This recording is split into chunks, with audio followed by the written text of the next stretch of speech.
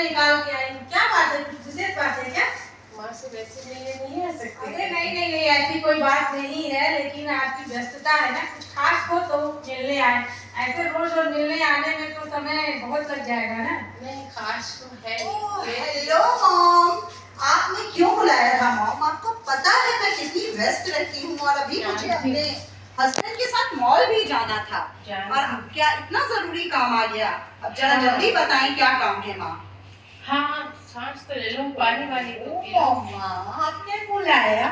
देखो देर हो गई, क्या करूँ, मैं बहुत बिजी हूँ। बताइए क्या काम है? अरे बैठ जाओ, थोड़ी फुर्सत से सांस ले लो। ठीक है, हम लोग ऐसे ठीक है, हम लोग ठीक है। आप सब बात बताओ। बस कोई खास तो नहीं, आज तो बुढ़ापे का शरीर है, मन बड़ा परेशान हो जाता है। एक आजकल ये क्या हुआ? मोबाइल में इतने मैसेज आते हैं कि मन वैसे ही घबरा जाता है मेरा। और कुछ तो मुझे भी समझ है, सोचती हूँ किसके पास रहूंगी, किसके हिस्से में आऊंगी, कौन मेरा ख्याल रखेगा, यही सब सोचती हूँ। क्या हो गया आपको? जानते हो मम्मा, आज का समय ऐसा है, आप लोग का समय वो गया, अब जो समय है मेरी स्टार्टअप कंपनी है और मेरे को एक मिनट की फुर्सत नहीं मिलती है। अगर मैं जरा सा भी रुकूं अपने जीवन में तो कई लोग मेरी लाइफ में हैं तो लगने लगा के आगे बढ़ जाएंगे। तो मैं तो बिल्कुल आपको मैं नहीं रख सकता और मेरे को बाहर भी जाना पड़ता है माँ। क्या बताओ कैसे?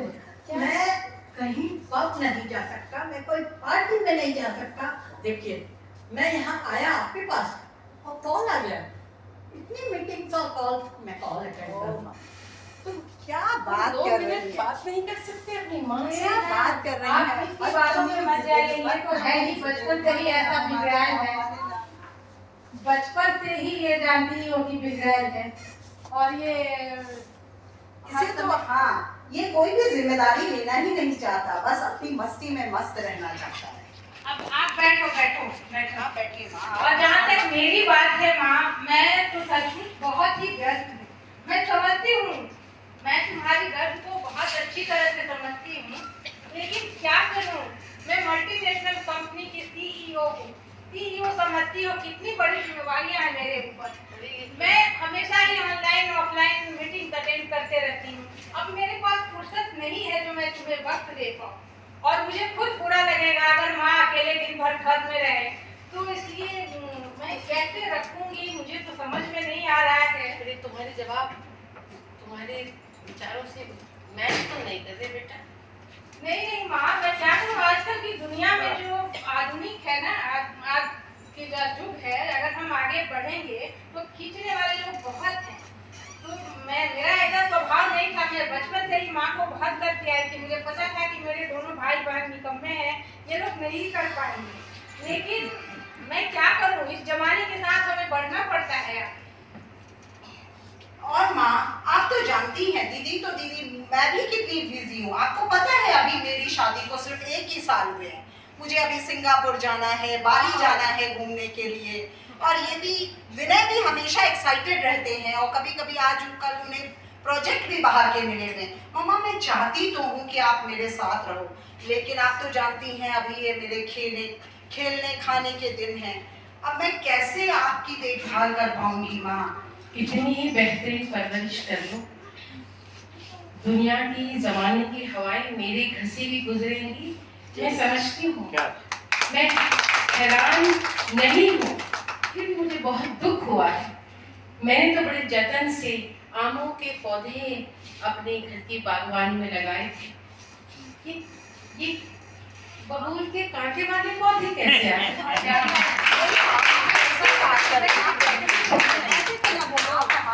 कि आप हमारे साथ रहें, लेकिन हमारी भी अपनी समस्याएं हैं माँ। दिखाती हूँ तुमको, 1 मिनट है, 1 मिनट। तुम आओ, तुम्हारे लिए खास समय तो देखो, नहीं तो मैं सुना बेटा है ना, बेटा तो कितना भी बेटियां कर लेना भी कुछ करने नहीं, वो तो नहीं। हमेशा जो है पूरा लिख के भेजा है उन्होंने, पूछ रहे हैं अपनी जायदाद को क्या करना है। तुमसे पहले बजाय दिखाने के पहले मैं तुमसे पूछ लूं कि तुमने मेरे बारे में कुछ तय किया है? तुम बेटे हो समाज में, मैं इतनी पुरानता की तो नहीं है, पर सोचती हूँ मैं तुम मेरे रख लोगे ना अपने पास? मैंने बताया ना माँ, मेरे पास समय कहाँ है। स्टार्टअप कंपनी है, मैं कभी ऑस्ट्रेलिया कभी कनाडा, इंडिया में रहता ही वक्त हूँ। मेरे पास बहुत कुछ है, तो मुझे तुम चाहिए। शांत हो जाओ, शांत। अरे इसमें रोने की कौन सी बड़ी बात है? ऐसे हम लोग ही मिलते आजकल रहेंगे ना। बहुत सारे परिवार ऐसे ही रह रहे हैं।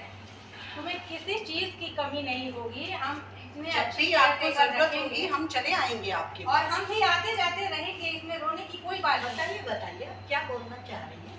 अब तुम लोग लग रहा है वसीयत की बात कर रही है क्या क्या? लग रहा है? एक मिनट डाल लो, एक बार तुम देख लो। और तुम ये क्या मॉम, ये क्या?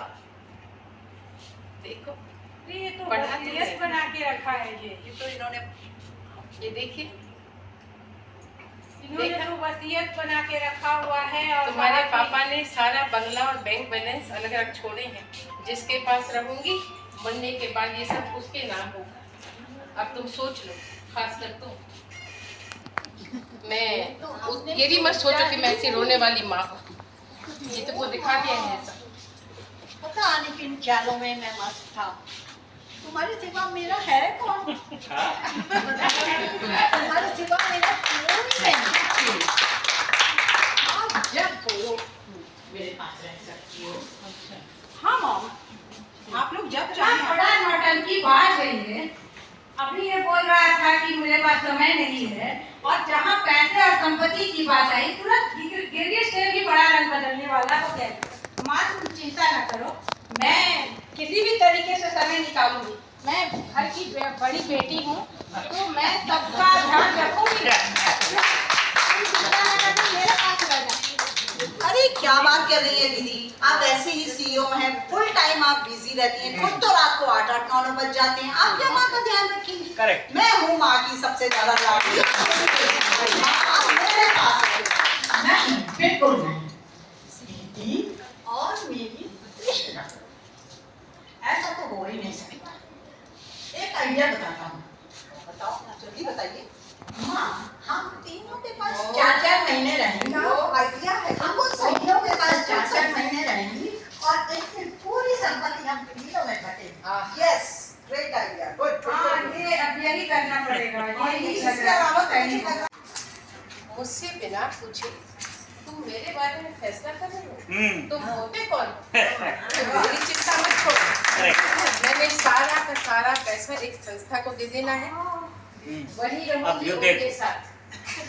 तुम्हें माँ की नहीं, तुम्हें माँ की पैसों की चिंता है। नहीं माँ, ऐसी बात नहीं है, आप गलत समझ रही एक हैं माँ। माँ रात दिन एक करके अपने बच्चों को पालती पोसती है, और उसके बच्चे सिर्फ दौलत मिलेगी इसलिए माँ को रखने के लिए तैयार हो गए। नहीं माँ, आप गलत समझ रही हैं। एक बहुत पहले गीत सुना था। एक बहुत पहले गीत सुना था। ना बीवी ना बच्चा, ना बीवी ना बच्चा, सब क्या था कि सबसे ना बाप बड़ा ना बेटा। हाँ, ना बाप बड़ा ना भैया, सबसे बड़ा रुपया। Whole thing is that कि भैया सबसे बड़ा रुपया। Whole thing is that कि भैया सबसे बड़ा रुपया।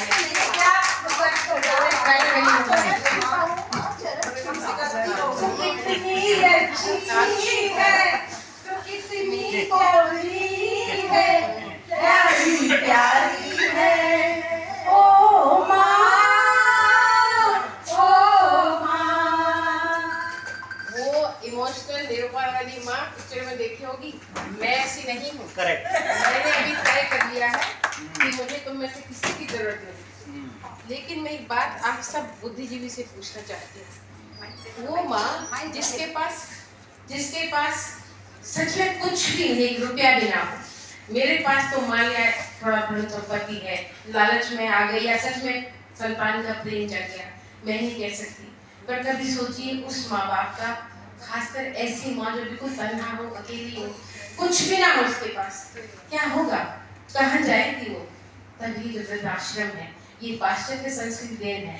हमारी संस्कृति में माँ बाप को घर में प्रेम से रखा जाता है, उनका सम्मान किया जाता है, धन दौलत का हिसाब नहीं पूछते। समझे?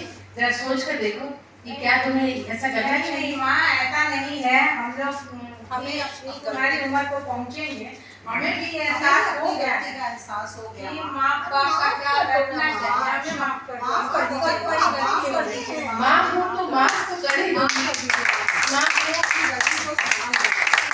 तो मैं भी